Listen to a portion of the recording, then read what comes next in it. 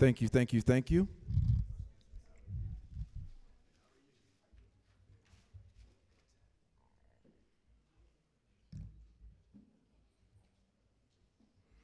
As you know now, I'm Michael Anderson, and I will be the moderator for the panel, the Economic Empowerment Increasing Diverse Business panel. Instead of reading the bios, I ask that you find our panelists' bios in the program via the QR code on each table. So you can pull out your smartphone and look at the panelists' bios. And as you do that, we will have each panelist take a minute to introduce themselves from left to right, starting with Mr. Victor Calloway, if you will. Good evening, and thank you, Ms. Malamore, for inviting me. My name is Victor Galloway. I'm the Community Affairs Specialist for the Federal Deposit Insurance Corporation, better known as FDIC. My portfolio includes the entire state of Virginia, West Virginia, North Carolina, South Carolina, and Alabama. So in my role, I work directly not only with the banks, but also with federal, state, local stakeholders to ensure economic inclusion and access to affordable capital and credit by all citizens and ensure the public confidence of our banks. I do that by convening banks and stakeholders to make sure that those needs are met in the communities, and I'm delighted to be here, and thank you for the opportunity. Thank you.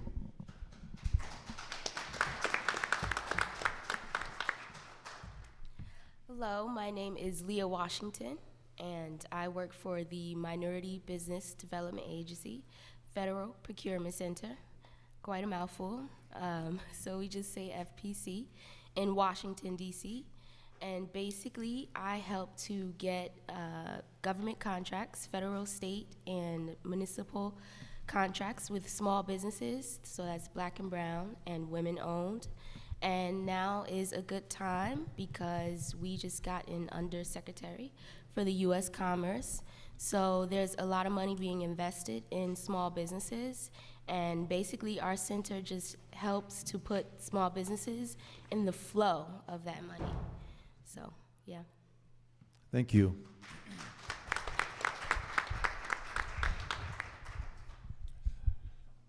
I don't know if I need an introduction. I think I just introduced myself.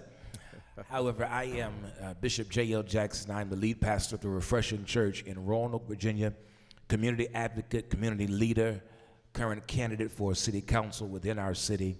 I'm also a small business owner. I am the proprietor of the Vestry Clothier, specializing in men's apparel, custom men's apparel for the gentlemen.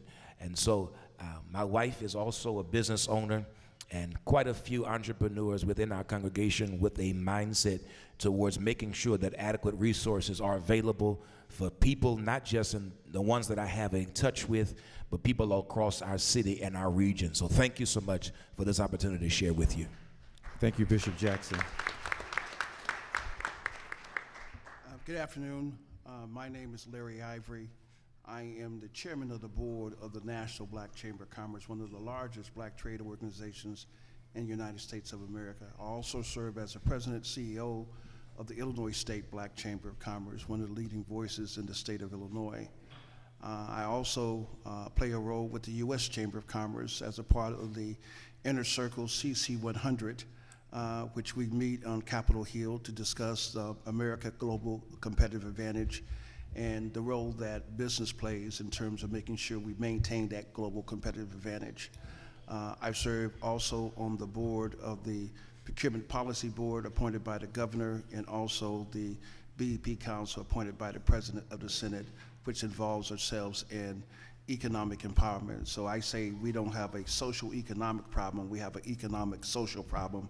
We fix economics, we can fix the social. Thank you, sir.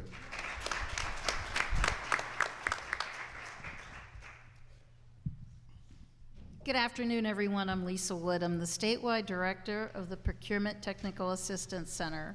My program is funded by the federal government, primarily the Department of Defense, the Undersecretary of Defense Office of Small Business Utilization.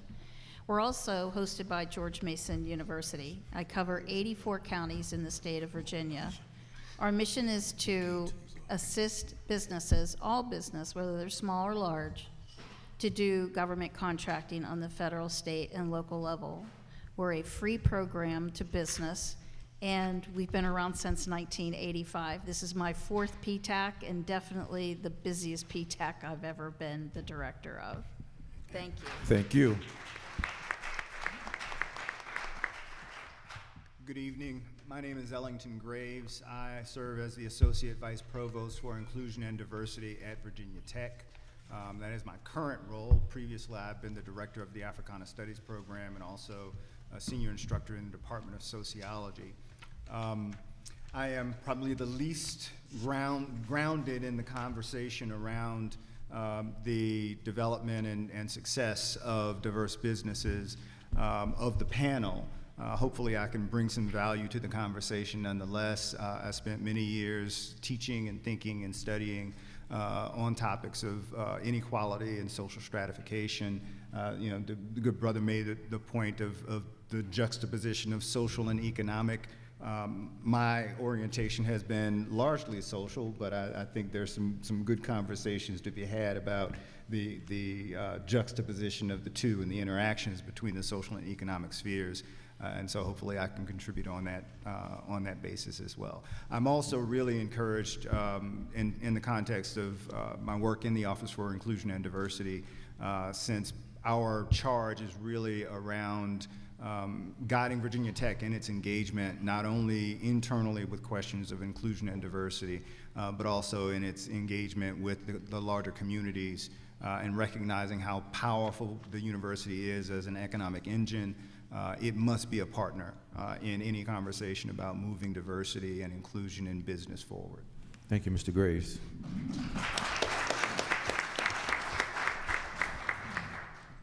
Good evening. My name is Muriel Gar. I'm a Senior Vice President and Director of Supplier Diversity for Truist, which was the merger of BB&T and SunTrust, and let me say an award-winning supplier diversity program.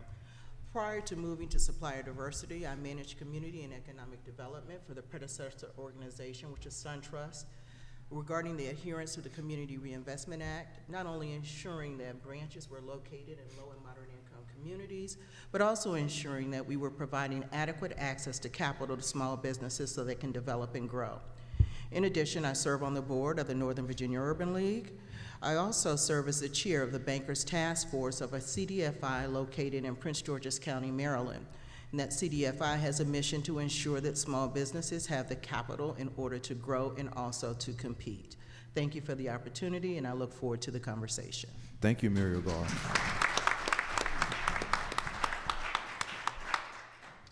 Thank you guys for allowing Operation Hope to be here. My name is Janae Roscoe. I'm the Senior Vice President and Chief of Government Relations and Public Policy for Operation Hope. As most of you know, November is Global Entrepreneurship Month, and this is the first day of the month, and Operation Hope is honored to work with the Chamber and welcome them as our newest 1 Million Black Business partner. You saw the video from John Hope Bryant. We are very honored to be with you, and we're looking forward to growing our partnership for entrepreneurship opportunities and small business initiatives here with you in the Chamber. Muriel Gar, who sits next to us, she's been a board member with Operation Hope in our regional work in the DMV area. She has moved on from community affairs to another department, but she really is my banking shero. And I want to take this time to thank you for being here, and for Truist for being a 1 Million Black Business supporter. We will be leaning on Truist to work together with the Chamber in this region around that initiative and breaking through the barriers of access to capital that may have been a challenge in this area.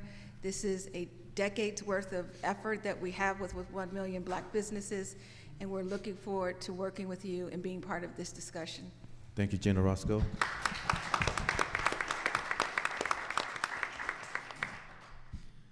Good afternoon. My name is Omari Wooden. I am with the Department of Commerce, U.S. Census Bureau. I oversee data user and respondent outreach. So a lot of the training. So what's interesting as I sit here at the table, I see a local business profile from Census Business Builder. That's something that my area oversees in terms of the training and that data that we put out. One of the things that I want to try to stress the importance of is being from the Census Bureau. There's two things. Number one, we do more than just count people. So the 10-year census that everybody knows about, we do other tasks than that. We issue over 130 different surveys, both demographic and business.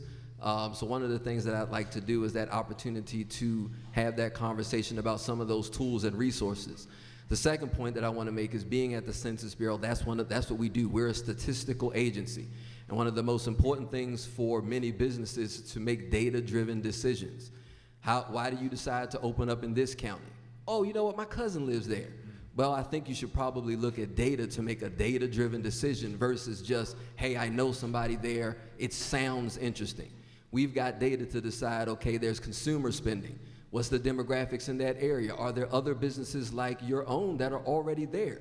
Is that market already saturated? So those are some of the things that we offer at the census beyond just counting people. So thank you for being here. We are a partner too, so it's great to have an opportunity with you guys. I saw that everybody else was making a video. I wish I made a video too, but we're looking forward to the partnership with you guys. Thank you very much. Thank you, Amari Wooten. You're live and direct. You're right here with us, so no video needed, sir. You're right here in the flesh. Fair point. Thank you. Thank you to our prestigious panelists. We applaud you, and we thank you for being here with us today. Thank you.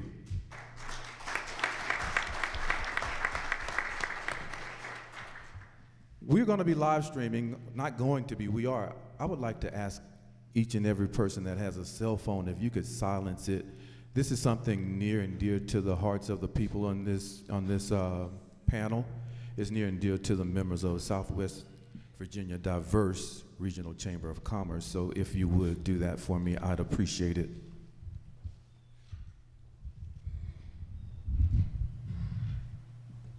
Okay. Thank you again. This panel is going to focus on economic growth and development for diverse communities, how to urge decision makers in the area of enforcement and implementation of meaningful public and corporate policies. These policies focus on effective diverse small business growth and provide greater access to contracts and capital in the overall business market. Also, I'm going to provide you with a few data points I think might be very instructive for this panel. As you know, U.S. population is 300 million. Of that 300 million, there are 40% that are minority. Of that 40%, 22% are small business. Nearly 750,000 small business employ of the 1.5 million people.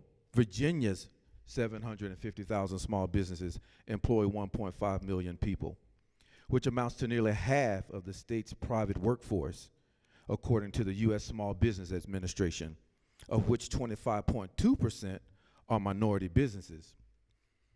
So those numbers would suggest to me that we cannot ignore who we are as businesses. To that end, I want to talk about policies or lack of policies that impact minority-owned businesses, both positive and negative. What can we do to encourage government and businesses to be more transparent about contracting opportunities to ensure that minority businesses are fairly represented? This is the first question to our distinguished panelists. What can we do to encourage government and businesses to be more transparent about contracting opportunities and to ensure that minority businesses are fairly represented? Panel? Who would like to take that question? I don't mind going first. Thank you. Operation Hope, we partner with a lot of the federal financial regulatory agencies.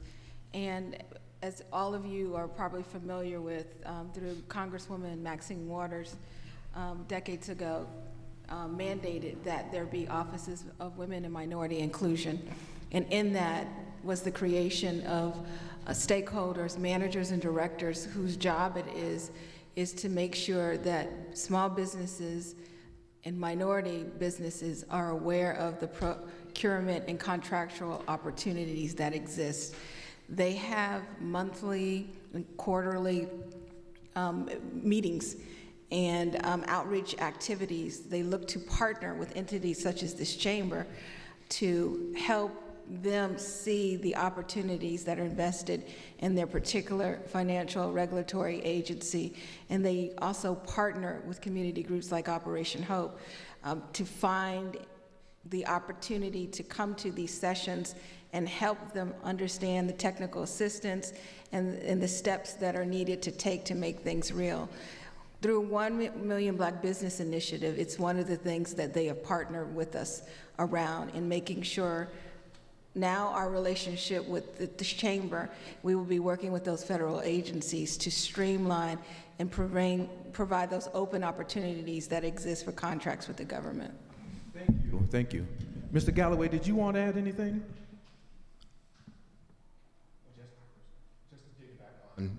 On what my panelist said is that, in 2011, when Congresswoman Waters raised it within the Dodd-Frank bill to create the Office of Minority Women Economic Inclusion, FDIC, along with all the other federal regulators, had a mandate not only just to provide, but also to create a department.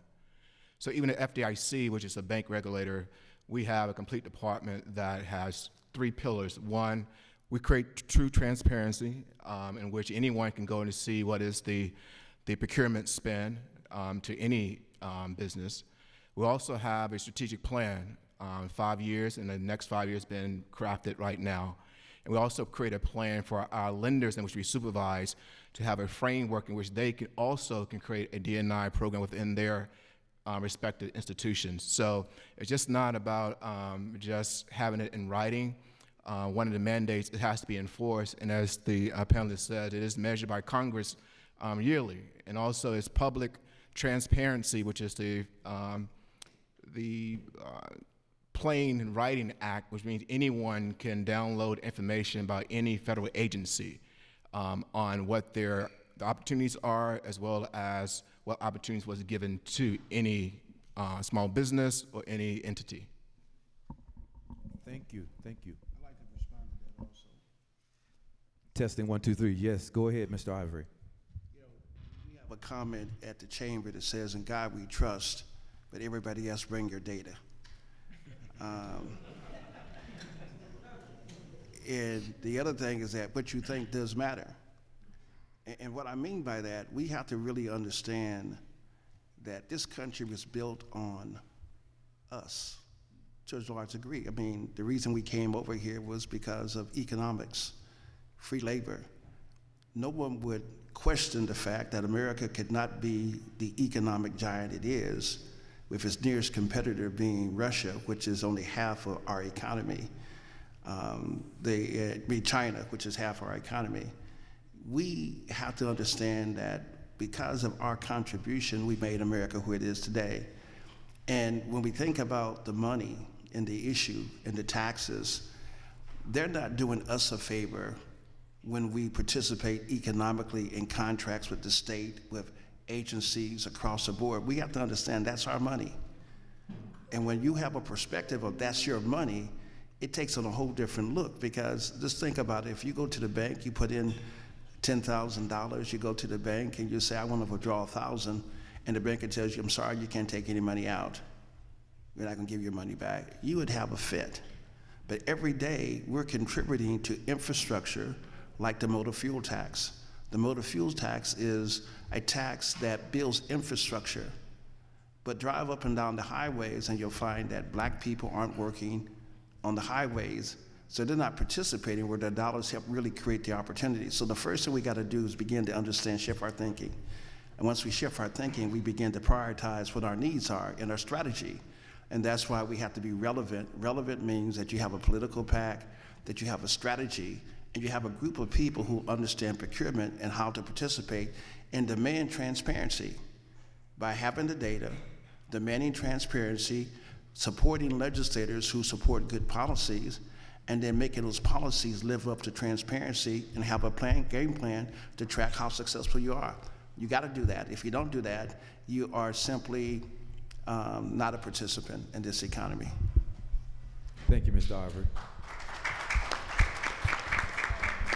Before you go to the next question, can I add a little bit more to that? Yeah, I was just going to say how were getting ready to distinguished go. this panel is, but My sister wants to go first, so I'm gonna let her go first. Ladies always first. okay, we have several more questions, but we love each and every one of you. Please, Ms. Washington? Yes. Please. I appreciate that. So I guess it's a bit of a summary to sum everyone up. You know, first you have to take ownership in knowing that you can get a contract with the federal government, the state government, or your city government. Working with a minority business development agency, I find that we are kind of picking tooth and nail to get people to sign up for services. And if you know that it's possible, spread the word. Small story, downtown Queens, New York City was built by local contractors, people in the community.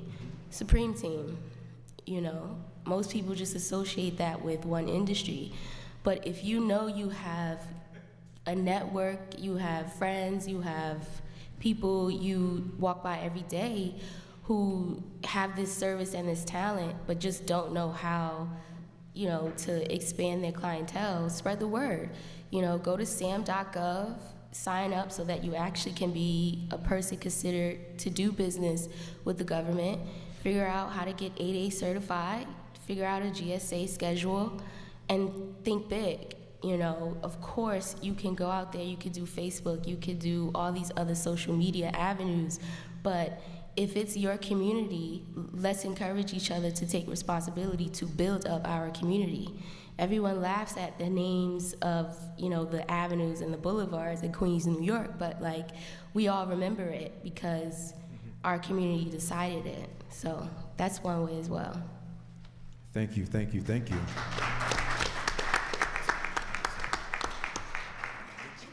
Next. Because you asked about government and business. And I've heard a lot of response as it pertains to government. When we talk about transparency and access to contracts, et cetera, we also have to take responsibility. And that responsibility is doing the homework. On the federal and the state side, yes, they have an obligation to provide in a public forum or a public space access what those contract opportunities are. In private business, that is not necessarily the case. But what is the case is that we want to do business with diverse businesses because it's good business. But in order to do business with diverse businesses, we need to make sure that they are certified. And so we partner with organizations like the U.S. Black Chamber, like the National Minority Supplier Development Council, WeBank, and others to not only certify these businesses, but to also provide us with a pipeline of certified, qualified, and hungry, and I'll use that term hungry, businesses that want to do business with us. So it's easy to sit back and to say that XYZ is not doing business with minority businesses. But it's hard to actually go out and do the fishing.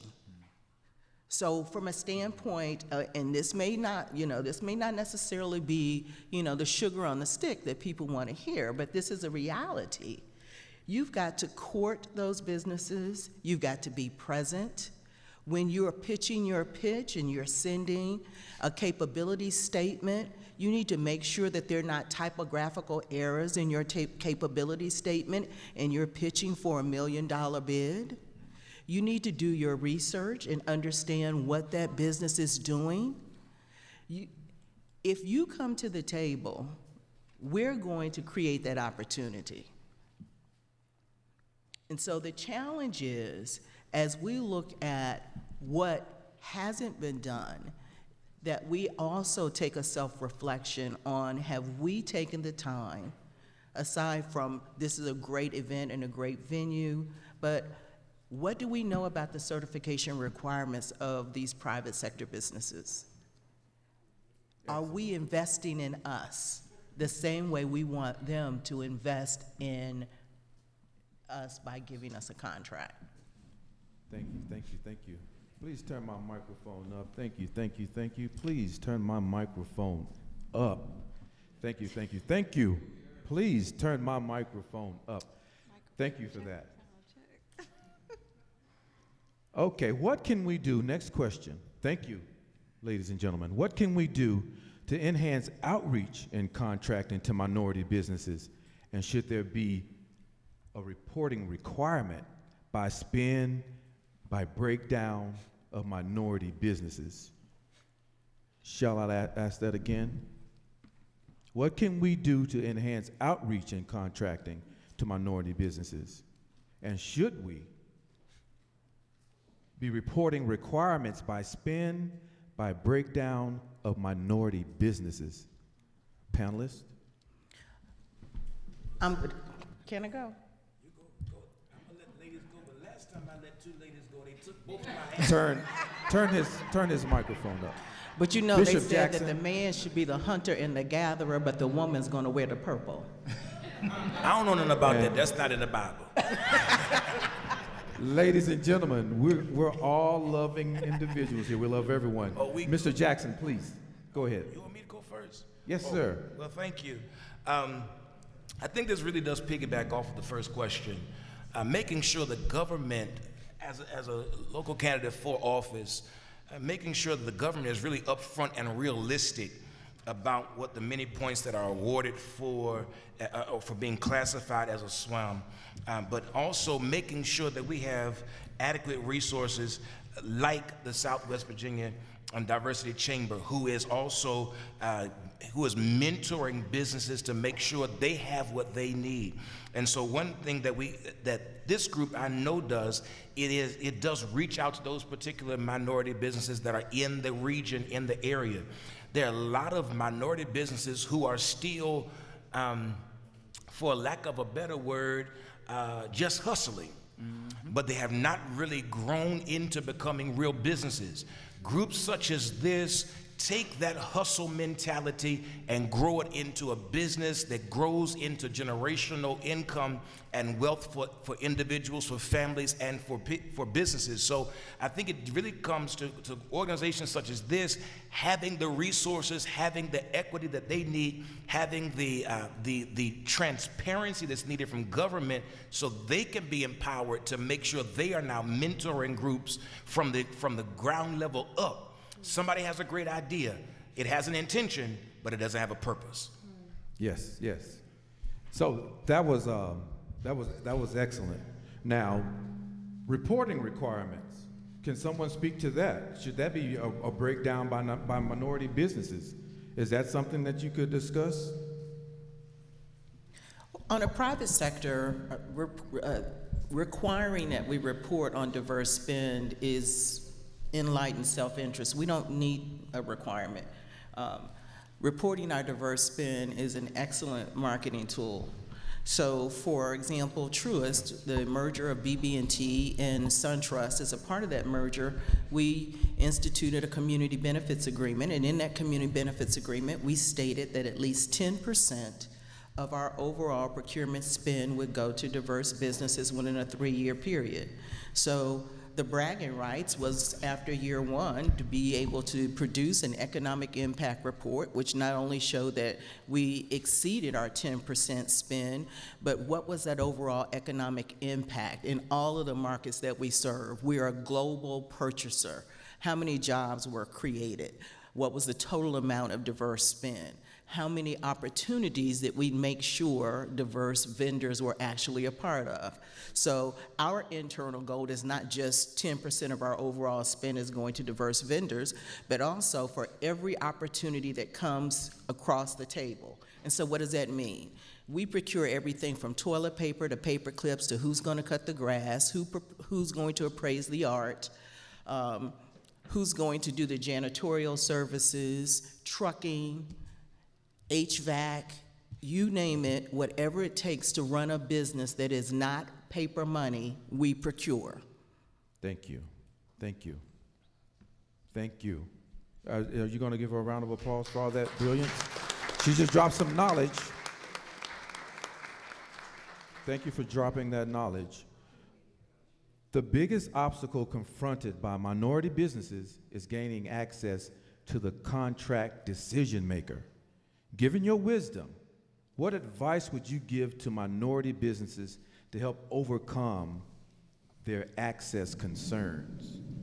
You may have touched on it, but Yeah, please, I Pamela. touched on it earlier. Get to know the Amway director, because the Amway director has to report not only to the federal regulatory agency that provides the opportunity, but to Congress.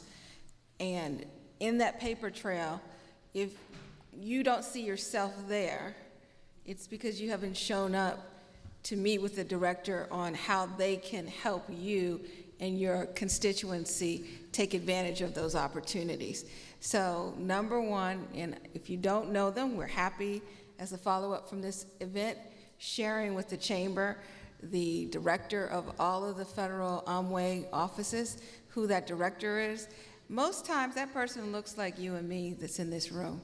So that's also helpful, because they are literally looking for minority and women to help bridge the gap in not having these opportunities. And their paycheck is connected to how many people they hook up, basically. So if you're not part of that conversation with the director and the opportunities that they're providing, then that's how you get missed in the process. Thank you. Mr. Wooten? I just want to also add the importance of going back to using data. When we talk about your grant proposal, your business plan, that needs to have data inside of it to make that case. So once you meet that individual and then have that conversation, they're going to ultimately want to see some sort of data. And that is data that, again, back to the earlier question as it spoke about outreach, that's why I think this organization is so helpful, because as I see, again, the Census Business Builder, My Community Explorer, a lot of data that we have at Census, people are not using. They're not using. They only know Census just for the count of people. I was at an event at the NAACP conference, and a person came up to the booth. We're in 2022. He said, "Oh, I thought the census was done." That's a common thing that we get. So one of the things to add on to that point, as you're talking to these people, you need to make sure you have data in hand. How many people of this demographic makeup live in this area that you're trying to do something? How many businesses already exist in that community that you're looking to expand on? That is such a critical part to that conversation, in addition to that face-to-face time, because once you have the face-to-face time, now it's on you to say, what is it that you have to show me? And if you're just, again, going on your narrative and not data, it's going to be a very, very weak argument that you're going to have. Thank you very much, sir. Mr. Moderator, I want to make sure that I'm going to give a quick comment. Push the mic closer to you. Okay.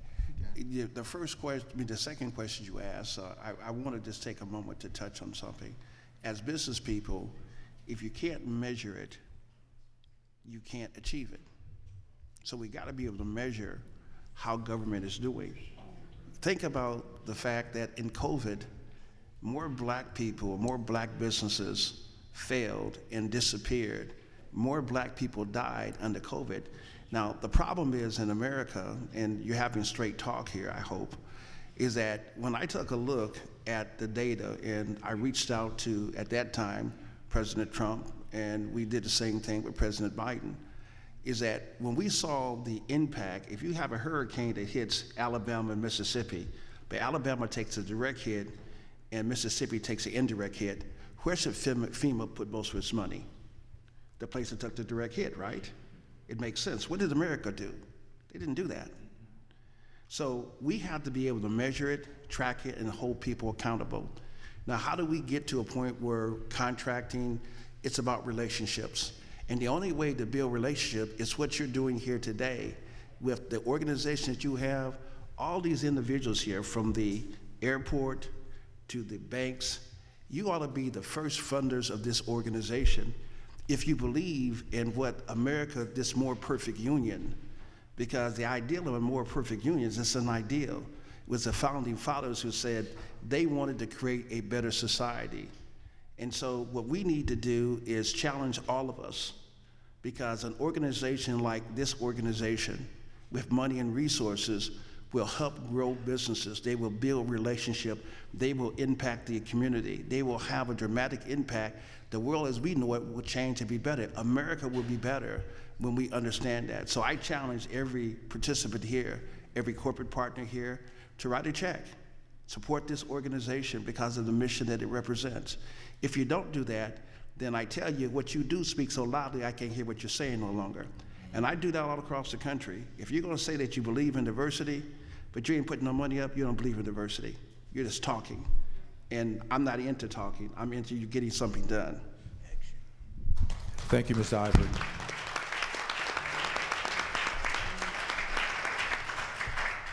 Next question for our panelists.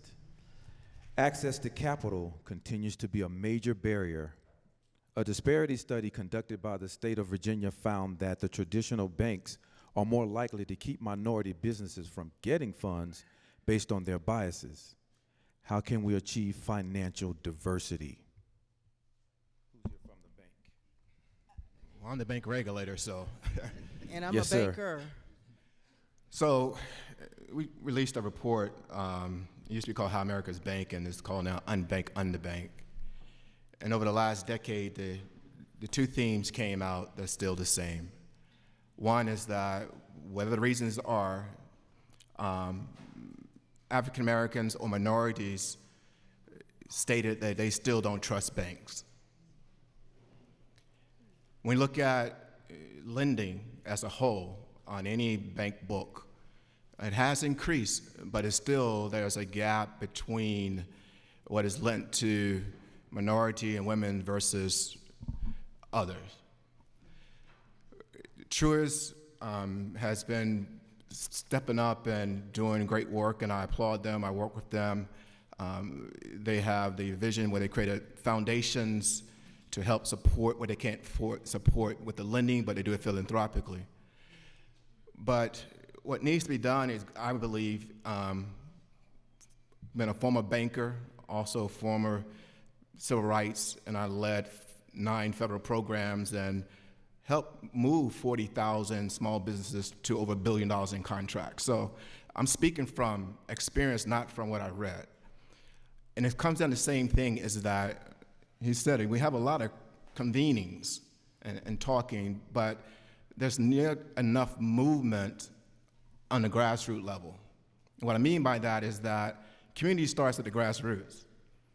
If you don't have belief in a community that it can happen, if you don't have the momentum to move it forward, then you don't have the education that this group can bring so that folks are prepared when they go to the banker and be able to have a good conversation, and then at the same time become cyclical. So as a regulator, we look at with CRA, in which we evaluate the bank's performance of how they serve the community in which they take deposits from, but that only can go so far unless policy change at a higher level.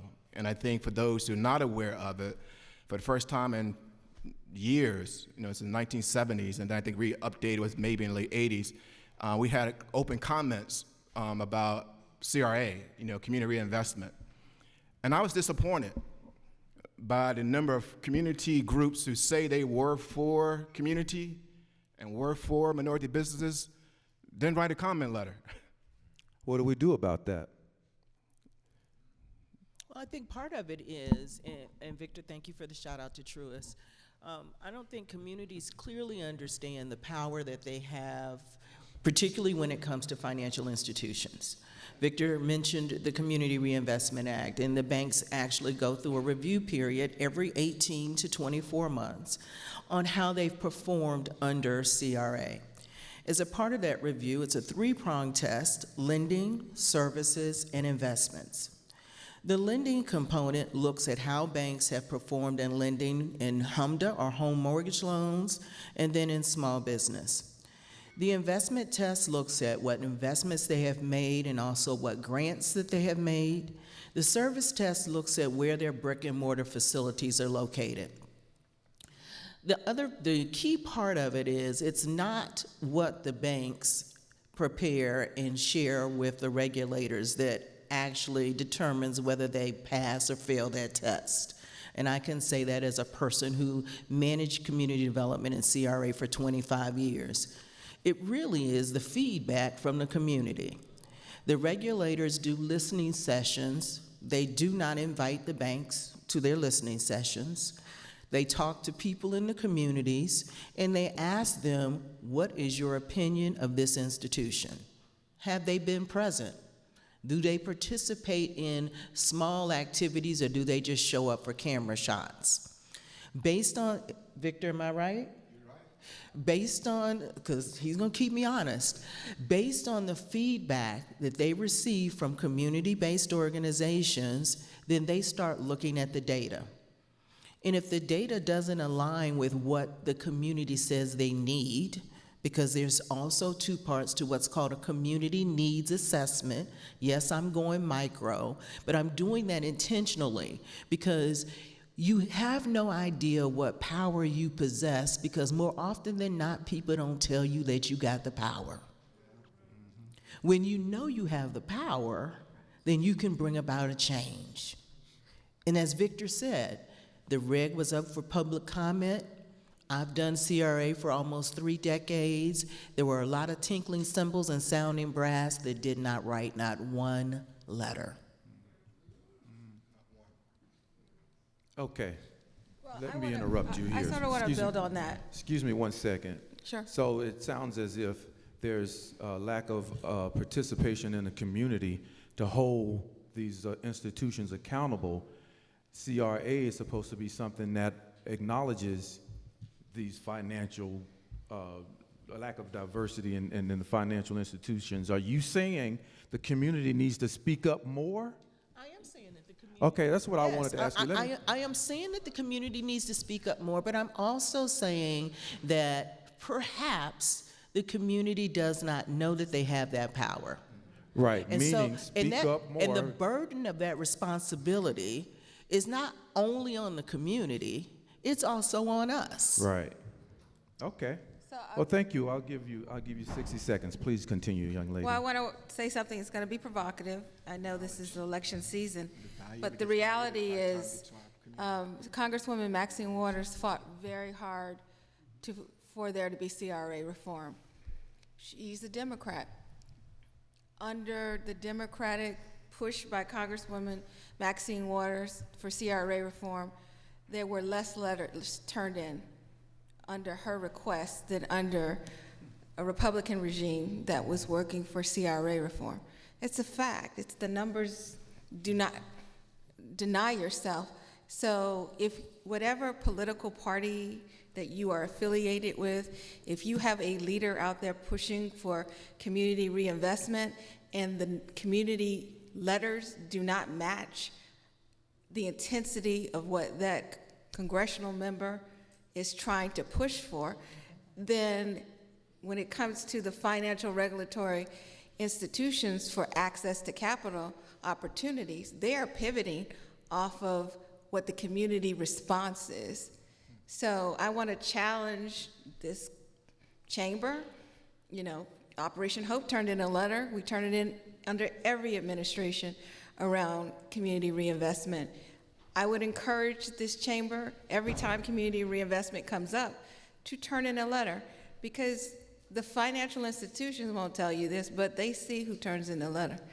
And if someone turns in a letter and there's a request coming in for some support in the community, I think you're going to have a good chance of getting some funding. Thank you. Thank you. Applause.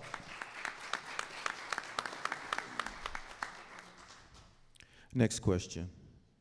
We have diverse businesses here today, and they could benefit from your experience relating to government and business best practices and minority contracting. Please share a few of them. Should the chamber encourage the state to enact a disparity study for signs of unintentional bias and minority business contracting by region? If so, what would you do to get the state on board to conduct such a study? So, I think one of the things,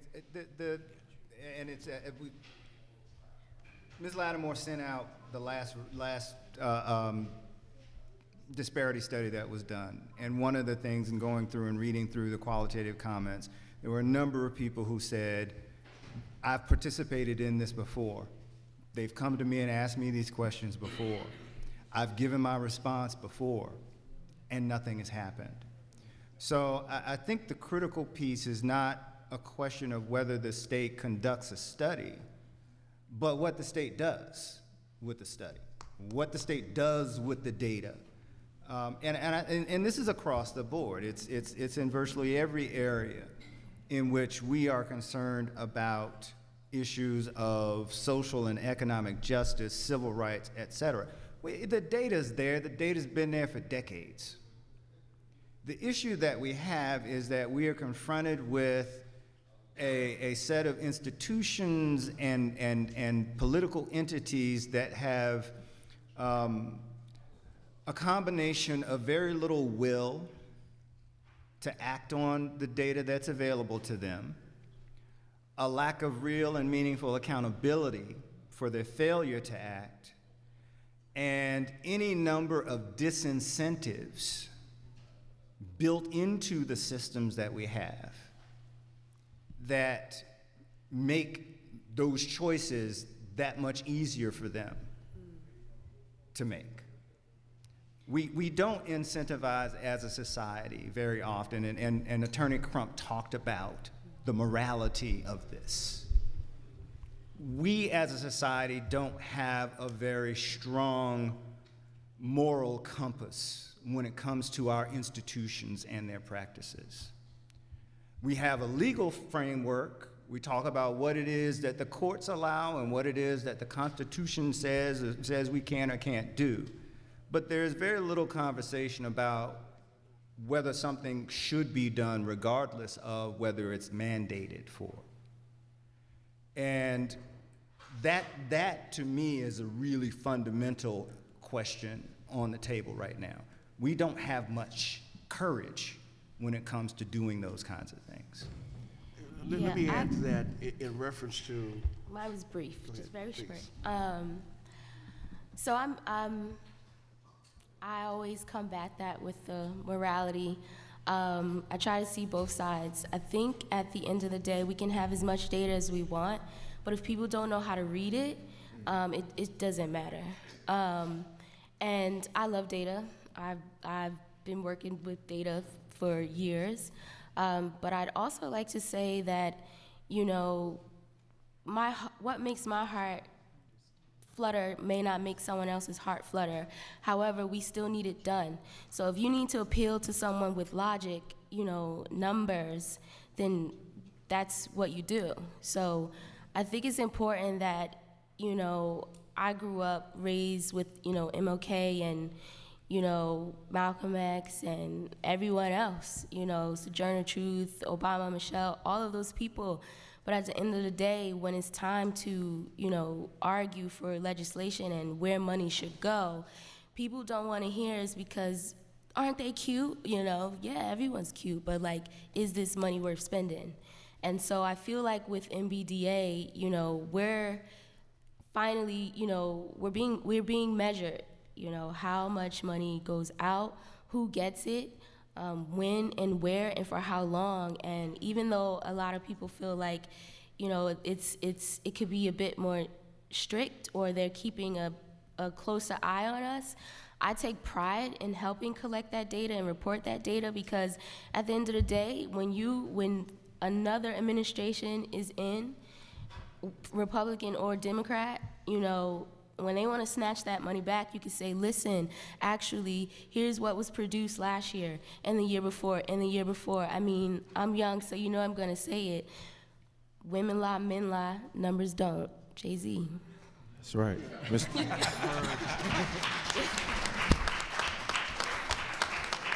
Mr. Ivory. Yeah, I think we need to be clear on what disparity studies are. Disparity studies have one objective, and that objective is to make sure your program is defensible. That's the purpose of a disparity study, is to make sure your program is defensible. And the two Supreme Court cases, Adirond and Croson, those were the landmark cases before the Supreme Court. Right now, the Supreme Court is at war. You've got a conservative court that may overturn affirmative action. and may have long-term impact in terms of how we look at procurement, not just from a institutional, from a college side, but also from a contracting side, because it's race neutral. And the Supreme Court struck it down by saying, look, you can have a set-aside program, but it has to be narrowly tailored, and it has to fall within this category. If we don't even understand the disparity studies, the Bible said they got a zeal of God, but not according to his knowledge. The laws are the laws. This is well, eventually we may become a lawless country, the way we're headed right now, but this is the country of laws. And if you understand the laws and how they work, you can defend yourself. But if you don't understand the laws and the intent of the law, and you're talking about things that really don't get to the heart of the problem, then they'll have you dancing around forever, and you'll never even get to the place that you're trying to get to. So it's important to understand right now, you better watch the Supreme Court, because right now the Supreme Court is going to be taking a serious look at affirmative action. Now, a Republican friend of ours, Chuck, who's the president of the National Black Chamber, glad to see him, but we were trained by the late Dr. Arthur Fletcher. And if you don't know him, you should look him up. But Arthur Fletcher was a father of affirmative action. I traveled around the world with him. He believed in affirmative. We have affirmative action because of him. This court may very well turn that back. You better be paying careful attention to it, and don't misunderstand. Disparity studies are only designed to make sure that your program is defensible. If you don't have a minority participation program, then disparity study will help you to get one and defend against it. So you just need to make sure you understand that. Thank you.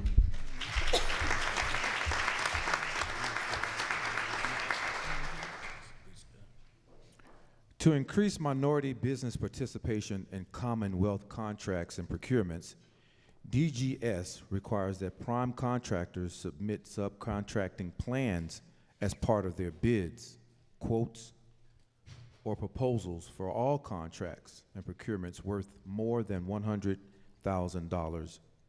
The subcontractor plans indicate which subcontractors prime contractors plan on using as part of the work, and which of those subcontractors are certified as minority businesses. DGS reviews subcontractor plans during the contract and procurement award process. How do we manage for transparency of the subcontractor's plan as required in the state disparity study? So it's pretty much what I do all day. So in BDA, we have this thing where we do teaming and partnering. So we like to put the smaller companies with the larger companies.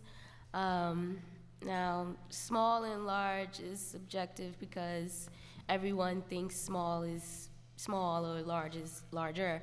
But basically, when it comes to getting a government contract, they want to know that you have history. They want to know that you can actually get the job done, and they don't really have to come back and revisit or rewrite or reassign. And so that can make for a messy situation, not just with, your company, but like local representatives and such. So what we do at the Federal Procurement Center in DC and other MBDA centers across the country, we put, larger corporate companies with smaller businesses. So that's, Black and brown, women to own. And basically you can once you all get together and figure out how you can benefit from one another, you all can come up with a plan on how to actually submit a proposal, for a solicitation. And that could be a task order or an IDIQ. So, you can stick with that, and working together, it spreads out the work. We've had a lot of success recently with, smaller women-owned companies getting large contracts. They're subcontractors though, and the prime is much larger than they are. But the truth is you can have this major company and just not have enough people who are boots on the ground, or who are in areas that you definitely would like to expand in. So I know that the trend right now is teaming and partnering.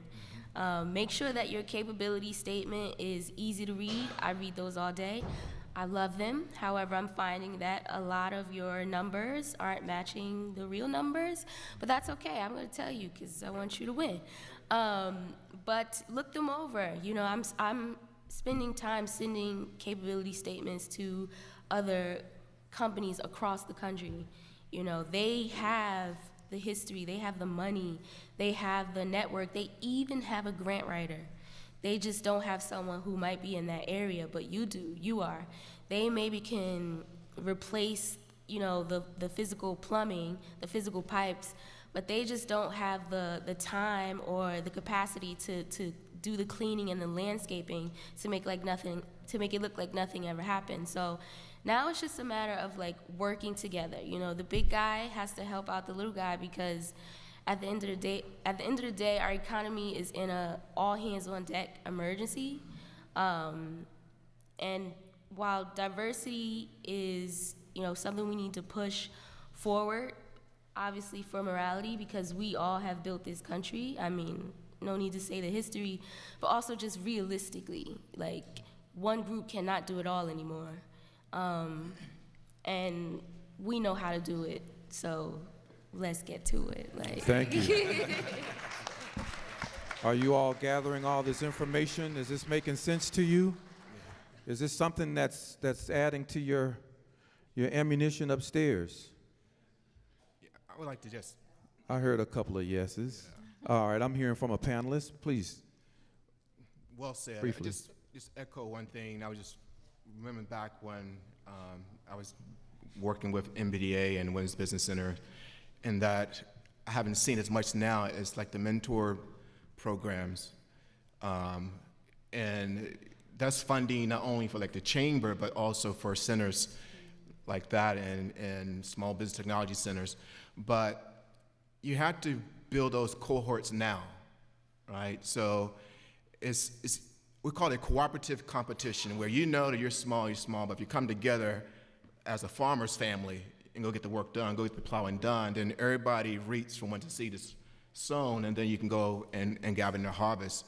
But I think a lot of times what I see mistakes happen, even when I was running the DOT programs, is that folks wait till the last minute. You need to start thinking now for the opportunity that's coming down the road.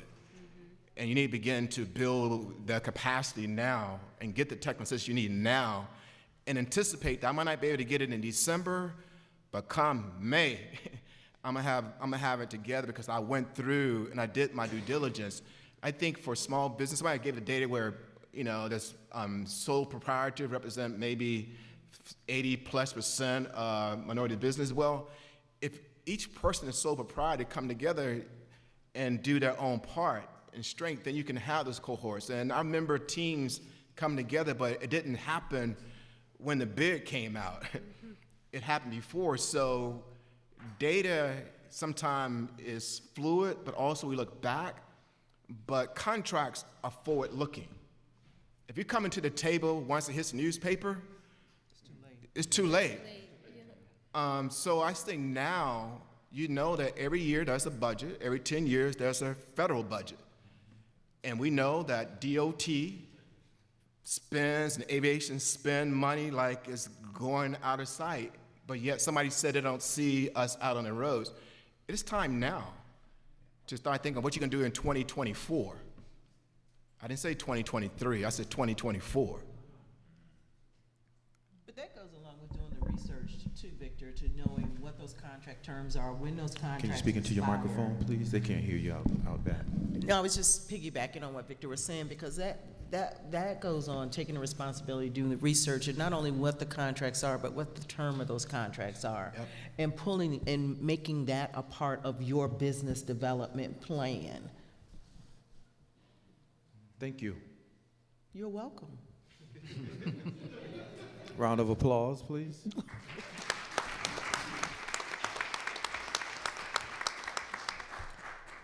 Next question. The governor sets an overall aspirational goal for the participation of SWAM, businesses in Commonwealth contracts and procurements. which is currently set at 42% for most Commonwealth work and 50% for construction work. Each state agency is expected to meet the goal each year through the use of race and gender neutral measures. Should the Chamber adapt the governor's aspirational goals as required in the state's disparity study? There's a couple of you we haven't heard from, and I encourage you to speak freely. I'll add to that. So I do SWAM certifications all the time. They have to be certified in order to be eligible. So that's the problem we see. Bringing the minority businesses to the table and getting their SWAM certification. Many firms don't know who their resource partners are. They're clueless about how to even go about doing a state contract or a federal contract. So we do training every month. I do a training for the chamber once a month. We might have 40 people sign up and 15 show up. They're not being proactive with it. I don't want to say that they're waiting for the phone to ring, but I think there's a little bit of fear of the unknown. So I actually created a program with the Minority Business Agency in Ohio many years ago. We wanted to get minority participation up to 15% of all state procurement. And how we did it was we would create the set-aside after we surveyed the minority business community and said, would you be interested in bidding on this? Once we got their buy-in, the set-aside would be created, and then we would go in and we would walk them through the solicitation, step by step. Once they got over that hurdle and they saw it wasn't so scary, then they were able to bid in the future. So how I do it now here in Virginia, I tell minority businesses, they say, Lisa, what do you think of this? What do you think of this? I say, just bid. Bid on it. Crack that nut and move forward. So many of them are just afraid to take that plunge. They don't know who their resource partners are. And as for agencies and firms, minority business is the darling now of procurement. Everybody talks about it. It's an aspiration, but nobody actually has an action item to move forward with it. It's all the topic of conversation, but they do not get down and dirty and make it happen in the business community for the minority businesses. Thank you.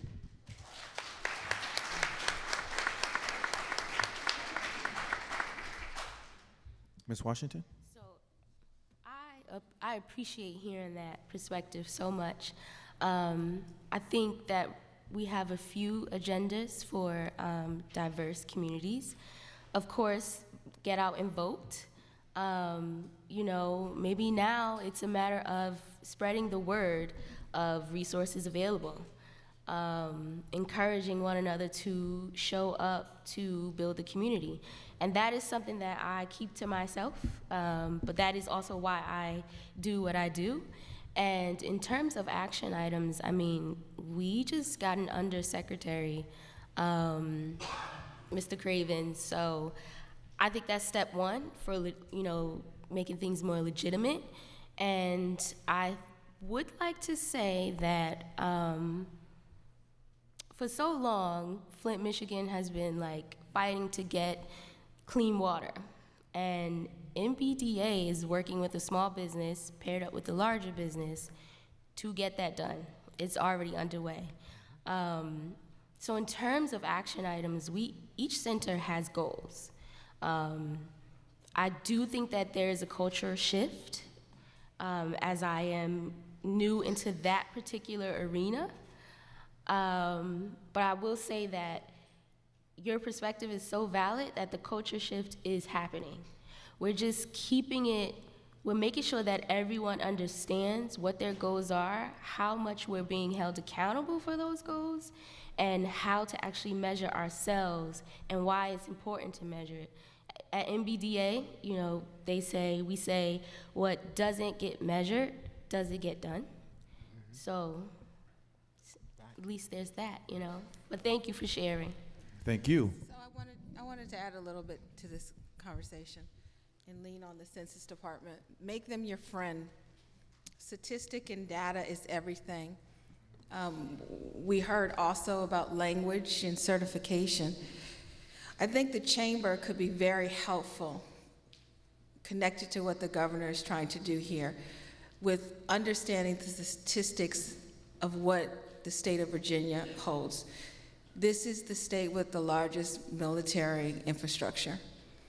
How does the chamber work in a way to take the statistics and the data about the strength of this state and then work with the businesses around procurement and governmental contractual opportunities that could be in pipeline into all of these military bases that are here in the state?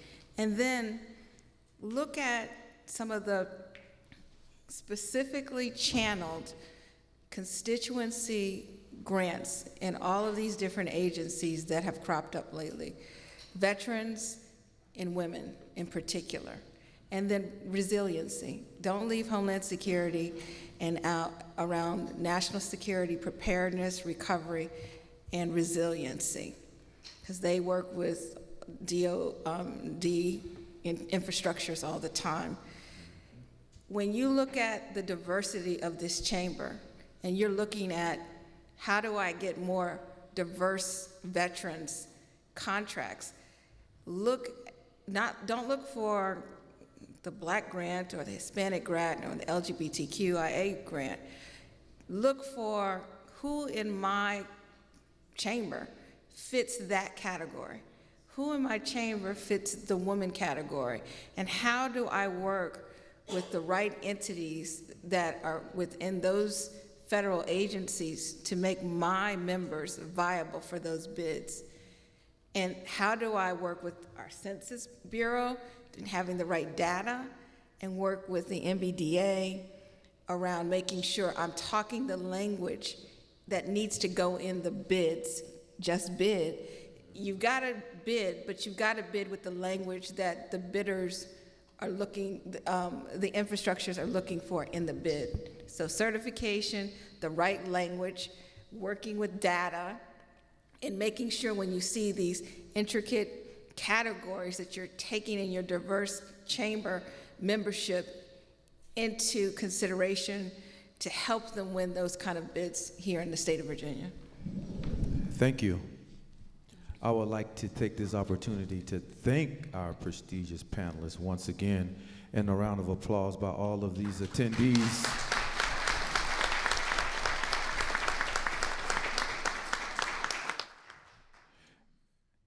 This is great information, and I'm hoping that everyone can apply it. And like this gentleman said, you look down the road and get your contracts.